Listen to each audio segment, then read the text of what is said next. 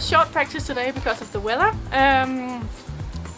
We had a practice on Saturday as well, and our big issue is that we changed from Spinnaker to Jenniger, and I think that will be a big issue for us. And just to get it right, the bow out and the Spinnaker up at the same time, and how to communicate about that, that will be our biggest issue on the course tomorrow, I think. So now you're talking about maneuvers in the boat. What about angles with the Jenniger? Yeah, of course, the Jenniger will change the whole game.